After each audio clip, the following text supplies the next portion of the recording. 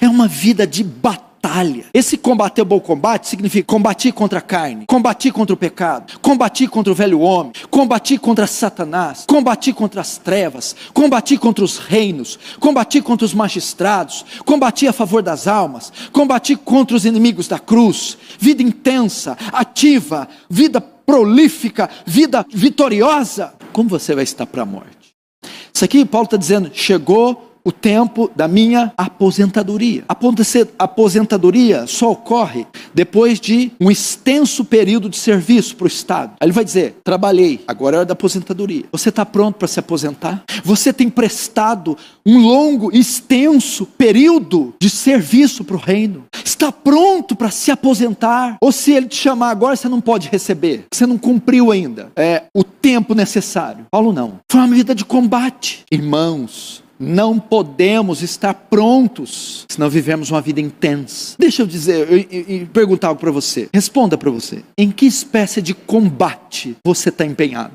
A ideia aqui é duas, porque Paulo usa a figura de militar e usa a figura dos Jogos Olímpicos da Grécia Antiga. Primeiro, o ringue. Você está em um ringue ou você está em uma praia? Você está em um ringue? Você está envolvido em alguma espécie de combate? Você luta? Você está em que assalto? 100º? 12º? 1003º? Você está em um combate? Segundo, que combate? Quem está no ringue com você? Quem é o seu oponente? Quais são as causas por que você luta? Trivialidades, temporalidades, futilidades? Ou são as causas concernentes ao reino, à obra, ao céu? Paulo combatia. Quando chegar o dia da sua morte, você tem que estar pronto para olhar para trás. Combati o bom combate. Segundo, aqui dentro do 7, completei a carreira.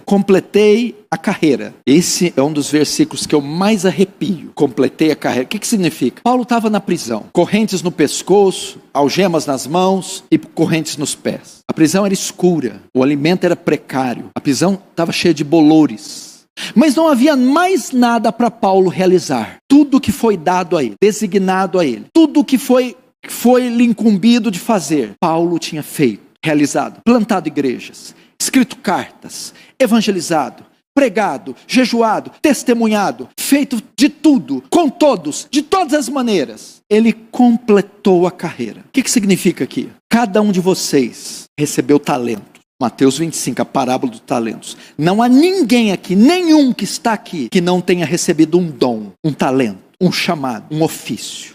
Quando chegar perto da sua morte, esse talento tem que ser multiplicado. O que você fez com o dinheiro que Deus te deu? Com o corpo que Deus te deu? Com a inteligência que Deus te deu? Com o dom que Deus te deu? Você completou a carreira? Isso. Esgotou ele. Usou ele. Em benefício do reino. Paulo recebeu o seu dom, o apostolado. O mundo gentílico.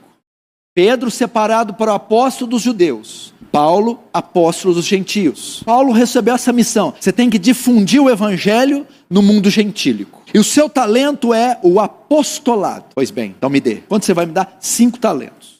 3 viagens missionárias. A bacia toda do Mediterrâneo evangelizada. As igrejas da Ásia Menor. As igrejas da Caia, da Bereia, Tessalônica, Bereia, Colosso, Filipos, Corinto. Igrejas plantadas. Discípulos feitos. Mestres preparados. Todo mundo gentílico foi evangelizado. Quando os primeiros missionários foram pregar na Inglaterra, já havia crentes lá. Os missionários ficaram espantados. Mas quem veio aqui? Quem evangelizou vocês? Os soldados romanos. Os soldados romanos? Na prisão domiciliar, Paulo ficava preso com 2 correntes. E de 8 em 8 horas, ele ficava preso com 2 guardas romanos, 2 soldados romanos. De 8 em 8 horas fazia um rodízio e os guardas trocaram. Imagina, 2 guardas acorrentados com Paulo 8 horas. O que ele fez? Evangelizou os soldados. Na Inglaterra, o que acontecia lá perto da Inglaterra? Nas fronteiras. O Império Romano punha a sua guarda. Então, quando o Império Romano enviava soldados para guardar as fronteiras do Império, enviava soldados que Paulo tinha evangelizado, enviava missionários. Olha Roma distribuindo missionário aí sem saber. Quem ganhou esses soldados? Paulo. Quando os missionários chegam para evangelizar a Inglaterra, já tem crente aqui. Quem ganhou vocês? Os soldados romanos ganhos por Paulo. Completou a carreira. E a sua carreira? E aquilo que Deus lhe designou para fazer? Onde estão seus talentos? Você os enterrou? Você pode dizer hoje, se Deus te chamar, completei a carreira. Tudo que estava ao meu alcance, pelo menos até hoje, fiz. Cumpri. Obedeci minha vocação. Irmãos, temos que estar assim quando a morte nos chamar. Sua carreira está completa quanto aos seus filhos. Você ensinou a eles tudo que podia ter ensinado até o presente momento. Você pode dizer quanto aos filhos, minha carreira está completa. Quanto ao testemunho, discipulado, ensinamento, estou pronto para soltar missionários. Sua carreira está completa quanto à esposa, ela está limpa, adornada, ataviada e o casamento está em dia.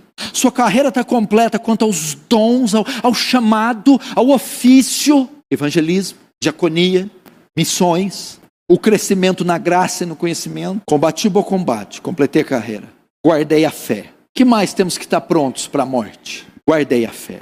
Isso aqui também é uma das coisas que eu tenho visto ser mais difíceis no nosso século. Crentes que terminam como começaram. Quando Paulo diz guardei a fé, Paulo está falando da fé, do dom da fé. Ele não está falando da fé para crer em milagres. Ele está falando da fé como doutrina. Eu não desviei, eu não comprometi a doutrina. Eu não me desviei de Cristo. Eu não corrompi a minha consciência. Eu terminei da mesma maneira que eu comecei, olhando para Cristo, fiel a Cristo, fiel à doutrina, fiel à revelação celeste. Eu não esmoreci, eu não recuei, eu não comprometi o conteúdo do Evangelho. Eu guardei, a ideia é preservei a fé, preservei a doutrina, preservei minha comunhão com Deus, preservei. Você está como você começou? Você está guardando, preservando a fé. Quantos não se desviam? Quantos não começam crendo, amando, santificando, obedecendo e começam questionando, se corrompendo, distorcendo, começam esfriando, relativizando. Uns não preservam a fé, caindo em pecado, desviam-se. Emas me abandonou amando o presente século, não guardou a fé. Alexandre Latueiro me causou muitos males, não guardou a fé. Mineu Fileto, não guardou a fé. Se desviaram para o mundo. Outros se desviam na sua questão doutrinária, no relativismo. Deixam de santificar, distorcem as doutrinas principais da Bíblia, comprometem a sua fé, não seguem como começaram.